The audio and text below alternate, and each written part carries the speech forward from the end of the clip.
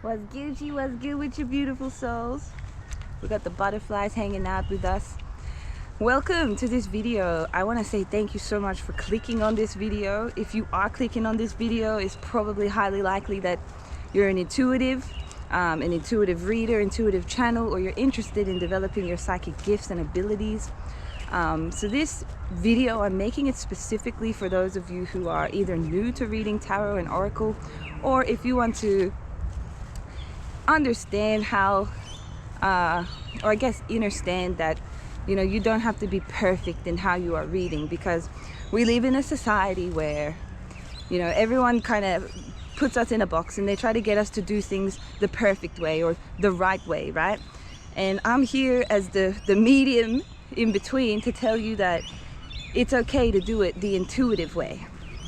So yeah, I also feel like there's enough abundance to go around for everyone, and abundance is not just money, right? It's about like spiritual wealth, understanding ourselves, our connection with Gaia, beautiful relationships, all of these things, right? Wealth is a lot bigger than what we think, or what most people think. So I got these 3 eyes that my inner child just came up with, and I've shared it a few times on my TikTok with some of my clients, but today I want to share it on YouTube and kind of go into detail a little bit. So these 3 eyes that I have are intention, intuition, and imagination. So we're going to go through them, and I'll elaborate on them for you guys. So intention. Number 1, intention is very important when you're doing any kind of reading, right? Your intention can be very clear through the spread that you've created. So sometimes you may get downloads to create a spread, right? Never underestimate the power of a spread and the intention behind the questions in the spread. That's a really great way to develop your reading abilities. You should also be very clear in your intention as to like what beings you're connecting with, whether you want to connect with someone's higher self, your higher self, ancestors, angels, spirit guides, multi-dimensional beings, whoever you want to connect with. Just make sure that your intention is very, very clear. Sometimes you can be very intentional also by the environment that you create for the reading. So say you wanted to channel, let's just say for fun, say you wanted to channel some aliens, some extraterrestrials, right? You might want to bring out some like ET sort of stuff, like some pictures of some aliens, or candles, certain green candles, or anything that associates that is associated with like ETs, right? If you wanted to connect with a certain angel, you could put pictures of that angel up, or a certain ancestor, right? Even if it's a crossed over loved one, you can put a picture of them up. And we're not talking about doing magic and stuff. It's just about having your intention in the right place. So I hope that makes sense. And yeah, intention is very important. If you're just pulling cards without any intention, you're gonna get very confused about what you're receiving as an answer. So yeah, be very clear. We're only as smart as the questions we ask, so be very clear about your intention when you're doing readings. Okay, so moving on to number 2 is intuition. This is the 2nd eye, okay? Intuition. Now this is also boils down to psychic symbols, right? And being able to read psychic symbols. So reality is merely ultra dense thought, right? Vibratory light. Reality is kind of shaped. It is shaped by our thoughts, and we'll get into that more in the 3rd eye. But your emotions are a language of the body. Your thoughts are a language of the mind.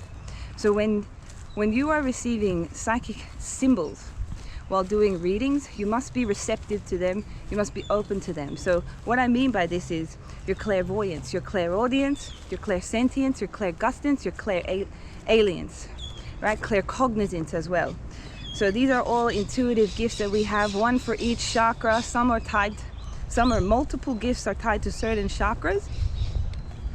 But what I'm trying to say is, if, for example, you start to feel something on your body, like someone touching you while you're doing a reading, you got to pay attention to this. Spirit can move your eyes when you're doing readings. right?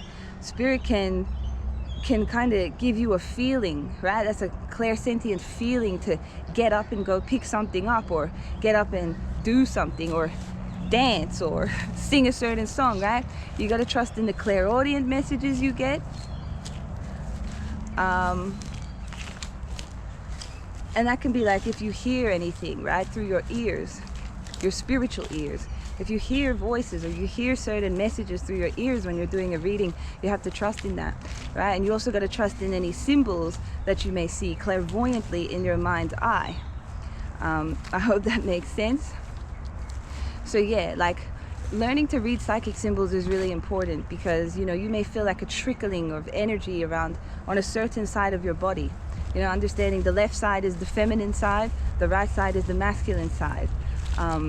Trust in the sensations that you feel in your body when you're doing readings, and trust that even if they don't make sense in the moment, they will eventually make sense. Oh, look at the tree, it's falling so beautifully, the leaves. Okay, so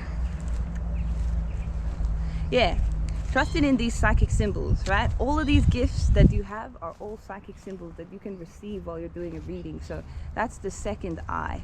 Now the third eye is imagination. Okay, so a lot of people in this world will tell you that your imagination is useless, but I beg to differ. I know better, and I know that that is not true. Your imagination is actually the most powerful tool that you have when it comes to developing your psychic abilities, and that is why it is targeted so heavily in society. We're targeted to shut our imagination down. So for this certain exercise, I bring a deck of cards so we can practice a little bit together with the spirits and the angels. So let's see if I wrote anything else down here about imagination, right? Right, yeah, so like your imagination could actually assist you. Not actually, it will assist you with your remote viewing, telekinesis, energy protection, manifestation, right? Everything. And like I was saying before, reality is simply ultra dense thought. So whatever you imagine in your mind actually begins to happen in the physical dimension. But when you're doing a reading, it's kind of like the opposite, right? What's going on in the astral dimension, the subconscious quantum realm, is what you're picking up on in the physical dimension. So that's why you have to trust your imagination when you be doing readings, right? So let's do this. Let's do an example here together. Okay, so this is the Empress. Now look at that butterfly, right? And there's butterflies in here, right? So what do butterflies represent? It may represent something very unique to you, but for most people it represents transformation, right? Freaking, the guides are all over me in this, just me doing this, right? So for example, you look at a picture, right? And you let your imagination take you where it wants to take you. Okay, so those palm leaves might start being, those palm leaves, you might imagine them, some people holding them and fanning them, right, over this Empress. These roses, they may start to die in your imagination. Okay, like the crown that she's wearing, it may fall off her, or it may get bigger and bigger. Look at it, you see spirit coming through. It may get bigger and bigger, right? This woman might start taking her hair down. You know what I mean? You just got to trust your intuition when you're doing a read. Imagination. Let's pick another card. Right, this is the Star. It's beautiful cards, right? So yeah, your imagination might wonder what she's looking at there. It might start to expand on what she's looking at, even though you can't see what she's looking at. Like, it looks like she's looking at the stars, right? But she could be looking at anything out there in space, anything out there in the multiverse. So your imagination may assist you to see what somebody is kind of looking at or wishing upon if you trust it. Let's pick another one. Okay, so this is also how, this is how people create so many different types of decks of tarot as well. like they're using their imagination, which is a gift. It's your most powerful gift, gang. So this is a Three of Pentacles. Three of Pentacles, right? You may notice this bucket, like something may stand out about this bucket, and this bucket in your imagination might start filling up with poison, or it might start filling up with like pink, or overflowing with pink water or something, right? It's just very important that you pay attention to what your imagination does in a reading. Okay? Like these people might start dancing in this Ten of Cups. You know? They might start going for a swim in that ocean. You know? They might walk over into that building over there. And it's important because when you're connecting the cards, this isn't an intuitive way to read, but when you're connecting the cards like dominoes, like puzzle pieces, you know, they may walk into that building over there, and then let's pull out another one. And look, oh, boom. So they may walk into that building over there, this is what I'm saying, right? And then come out of this building and receive a gift from one of these people in the group. You see what I mean? And that's Six of Cups. Like, that's a perfect example. And it all connects. You know, it's like freaking connect the dots. And I just really hope that you know, makes a lot of sense, because, you know, I'm tired of seeing people on the internet, you know, feeling guilty and ashamed for the way that they read, and, you know, some other psychics and readers saying you can't do it that way, it's the wrong way, like, get out of here. You know what I mean? So I really appreciate you guys watching this video. If this helped you, resonated, or if you enjoyed this content,